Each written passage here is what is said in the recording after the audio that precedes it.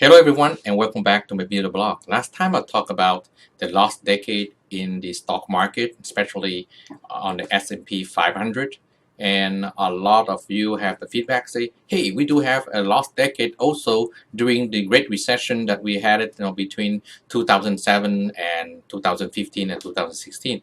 I say, great, I'm going to run some data and then share that one with you. Okay, so the last decade of on real estate where we have about 5% of all homeowners get their home foreclosed, and then a lot of people lost their fortune in real estate. So let's take a look at that one. Okay, so between 2007, that we started having the crisis in the real estate, and 2016, 10 years where we are out of the Great Recession. How do we look in Los Angeles County? I have run some data. During that time, 2007, the median home price was $525,000. In 2016, where we say that we are out of the blues, the median price in Los Angeles County was $569,000. So during that time frame, okay, so the house prices is the last decade. We have only roughly during the time frame 8.4 cumulative growth between 2007 and 2016, and most of the growth is really part between 2015 and 16. We all agree that way. Okay, so if we divide on 10 years, okay, so it's less than 1% annual growth. However, I mentioned to you that the 8.4 become 0.84 annualized. However, I did mention that all the time that we have leverage in buying real estate compared to on the stock market, mutual fund, we have to pay the cash. You don't have the leverage.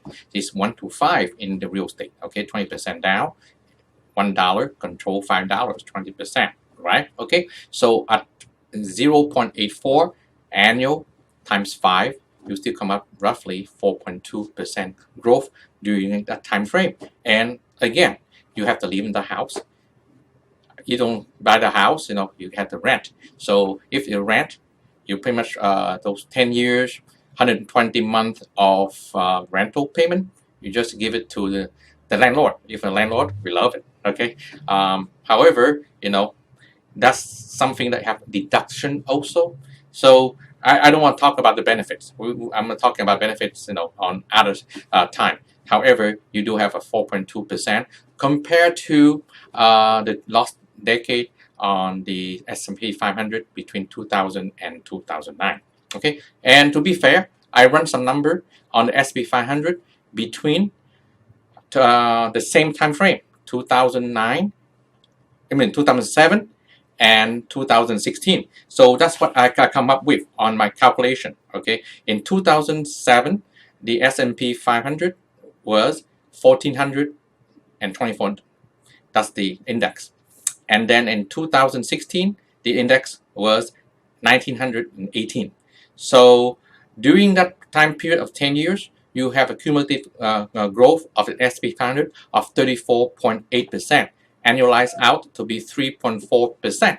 Okay, and this doesn't take into account of the fees, 1% fees each year. So each year 1% fees, your 3.4% become 2.47%, correct? Okay, so I say, real estate where you can control, where I am the most passionate about is still getting ahead of the S&P 500 during that decade we call about the last decade for the real estate. Okay, so I hope that a few of you that have comments about, to be fair on the last decade in the S&P 500 and last decade in the real estate, you can see my point that actually, we still come up ahead comparatively between, 2009, 2007, 2016, between S&P 500 and owning real estate during the last decade in real estate. So I hope that I can hear from you further, more comments, more feedback. I love to hear from you. Until then, stay safe, stay happy. Thank you.